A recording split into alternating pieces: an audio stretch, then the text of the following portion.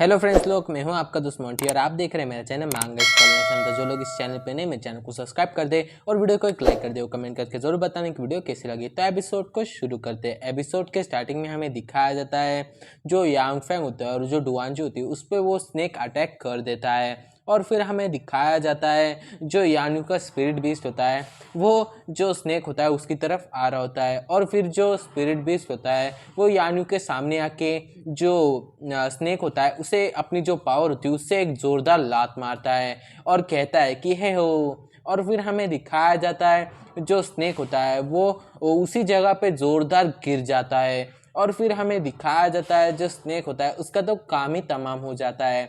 और फिर जो डुआन जो होती है वो कहती है कि वाओ, तुमने अपना जॉब बहुत ज़्यादा अच्छे से किया, गुड जॉब हे हो। और फिर हमें दिखाया जाता है जो हे हो होता है वो भी कहता है कि हे हो। और फिर हमें दिखाया जाता है जो जो यांग फैंग होता है वो हेवो की तरफ देख रहा होता है और अपने मन में कहता है कि जो हेवो है उसने अभी अभी अपने जो फोर्थ लेवल है वहाँ तक पहुँचा है, पर ये अपनी फोर्थ लेवल में ही इतना ज़्यादा स्ट्रांग हो चुका है। इसने बड़ी आसानी से जो थर्ड लेवल का जो स्नेक था उसे आसानी से हरा दिया, वो भी म्यूटेटेड था। और ये इतना ज़्यादा पावरफुल था कि इसे हराने में तो मुझे भी थोड़ी सी मुश्किलात होने वाली थी, पर इसे अपने एक ही मूव में इसे हरा दिया। ये बहुत ज़्यादा स्ट्रांग हो चुका है। जो डुआनजू ही है उसने इसे बहुत ज़्यादा अच्छी से ट्रेन किया है, इसकी वजह से इसकी शक्ति बहुत ज़्यादा बढ़ चुकी है।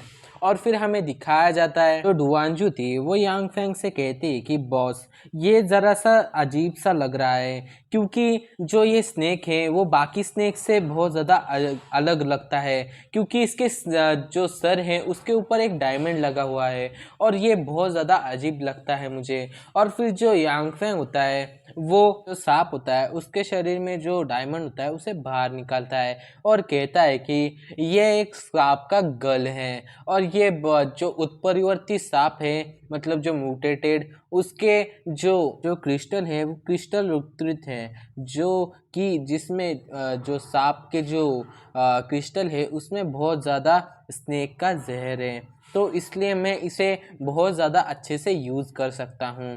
ये एक अच्छा मटेरियल बन सकता है। मैं एक काम करता हूँ, इस मटेरियल से जो तुम्हारे जो वेपन्स है उनके साथ मर्ज कर देता हूँ, जिससे तुम्हें जो स्नेक की जो पावर है, मतलब जो सांप का जो जहर है, तुम उसे भी यूज़ कर पाओगी।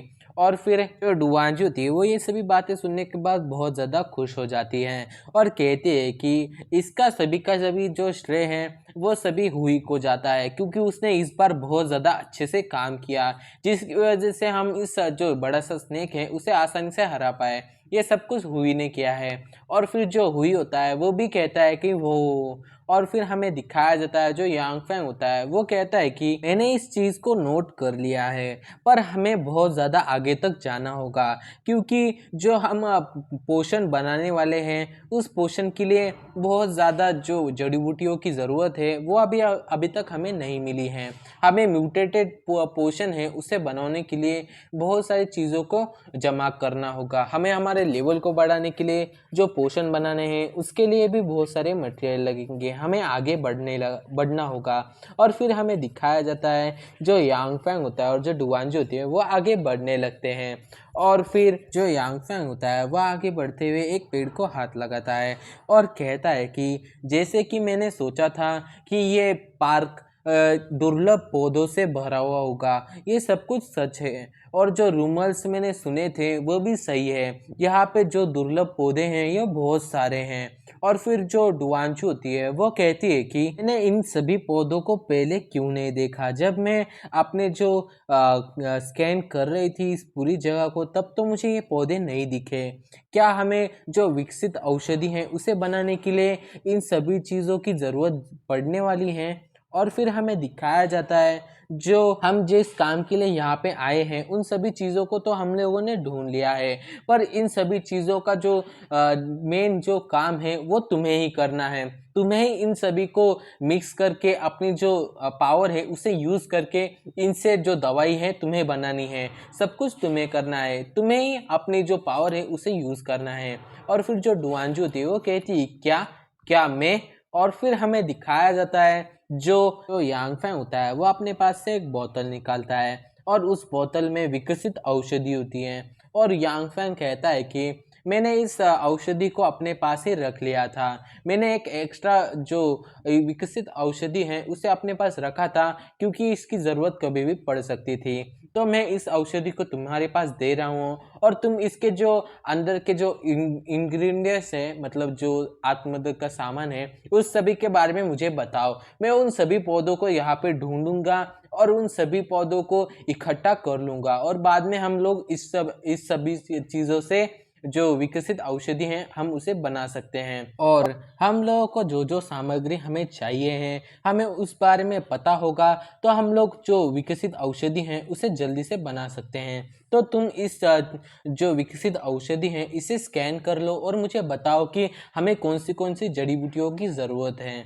और फिर हमें दिखाया जाता है जो डुआंजू होती है वो जो पोषण की जो बोतल होती है उसे अपने पास ले लेती हैं और कहती है कि हमें अपने आप को स्ट्रांग बनाने के लिए इस पोषण की ज़रूरत है और हमारे जो स्ट्रांग बनने का जो राज है ये इस पोषण में ही है।